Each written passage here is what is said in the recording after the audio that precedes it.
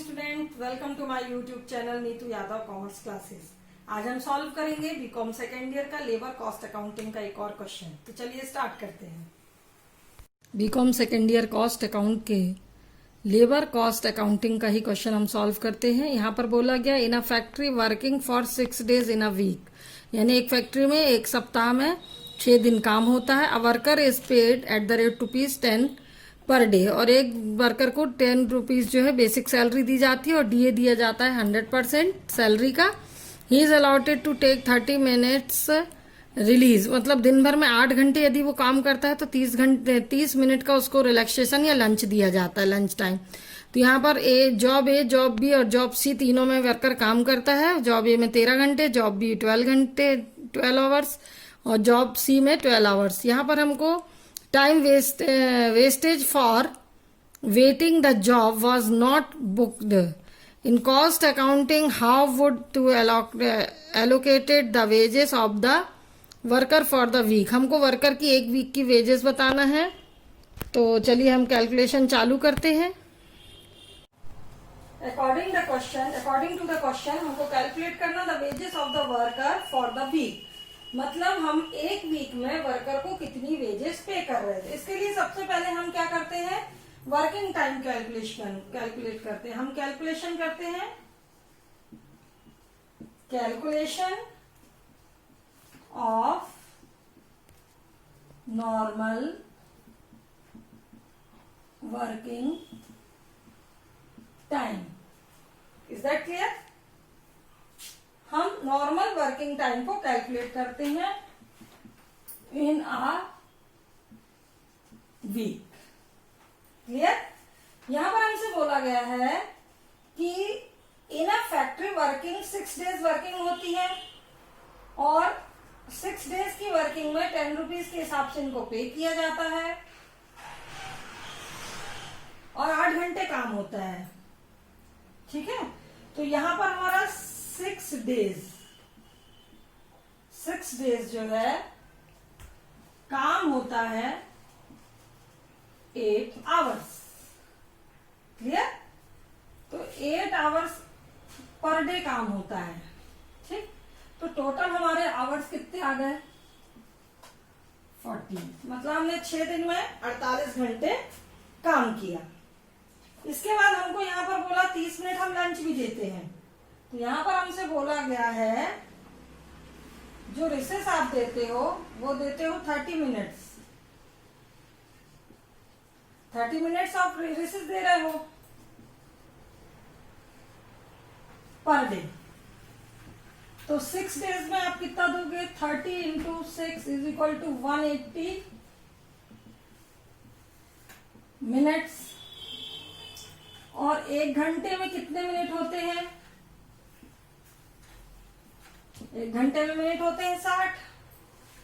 It means आप 3 घंटे, ठीक है, 3 घंटे का उनको लंच दे रहे हो।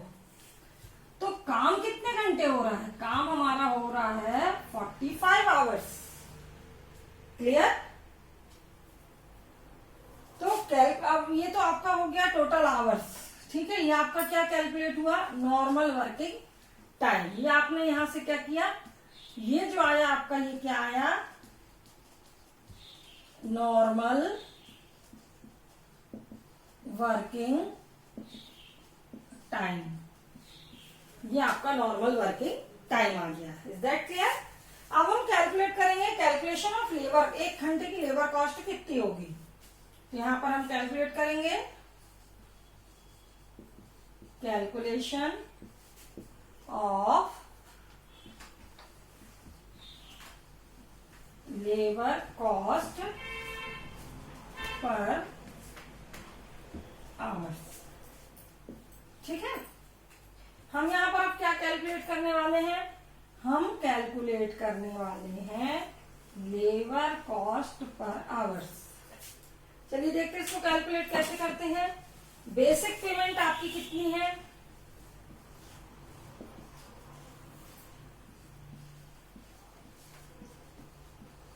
बेसिक पेमेंट आप देते हो 10 रुपीज। ठीक है, 10 रुपीज आप कैसे देते हो?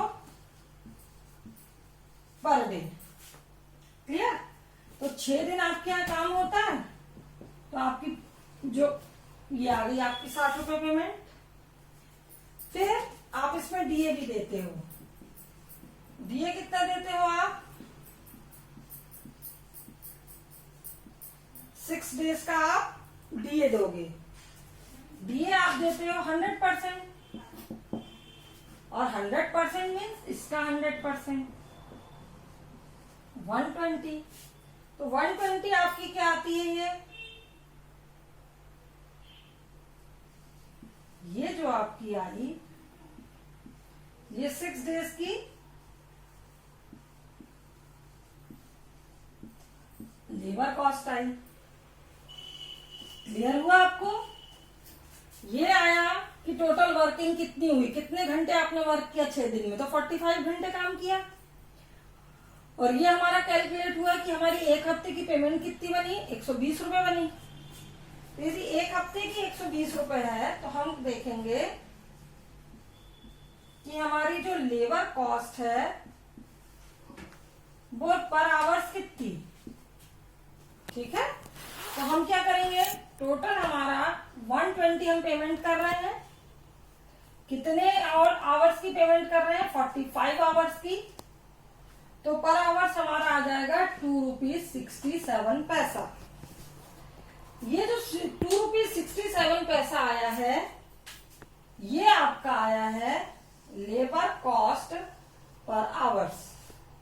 ये कितना आया? 2.67 रुपीज। समझ में आया आपको?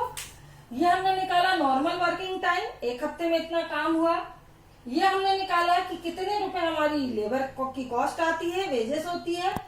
और ये हमने निकाला लेबर कॉस्ट पर आवर्स हमारी कितनी होगी। Clear?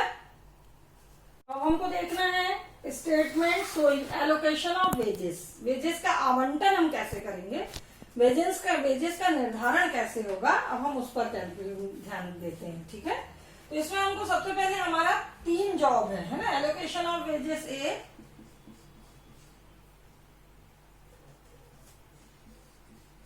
Allocation of wages to job ए।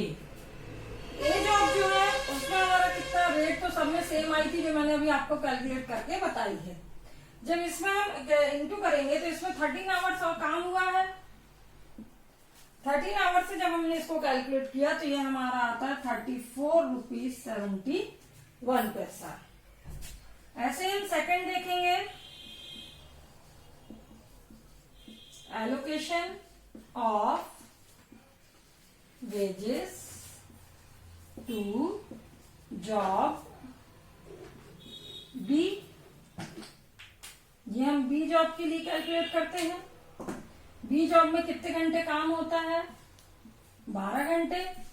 और इसके भी रेट ऑफ वेजेस जो है वो 2.67 ही रहेगी। इसका मल्टीप्लाई करने पर आएगा 32 रुपीज 4 पैसा। ऐसे ही हम निकालते हैं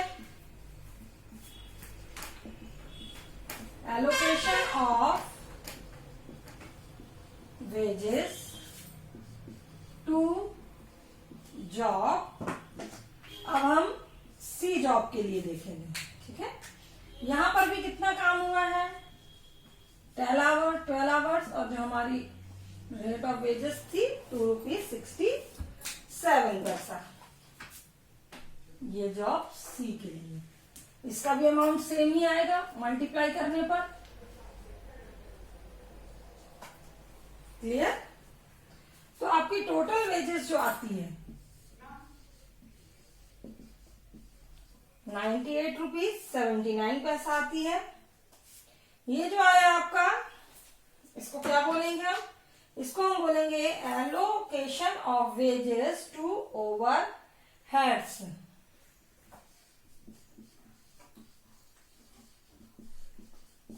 allocation of wages to overheads. मतलब हमारा काम कितने घंटे हो रहा है? 8 घंटे काम हो रहा है ना। तो अब हमारे पास टोटल टाइमिंग कितनी है? टोटल आप यहां देखेंगे तो balance of time not booked, है ना। बैलेंस ऑफ टाइम आपने पहले कैलकुलेट किया था 45 डेज, पहले हमने कैलकुलेट किया है, माइनस अब हमारा यहाँ पर कितना हुआ है आइडियल, यहाँ पर जो हमको टाइम दिया है इसको हमने प्लस किया, ठीक है। और इस 45 में से माइनस हम इसको करेंगे 36 इज इक्वल टू आएगा हमारा, इसको प्लस करने पे 37 आता है, इसको जब हमने यहाँ पे माइनस किया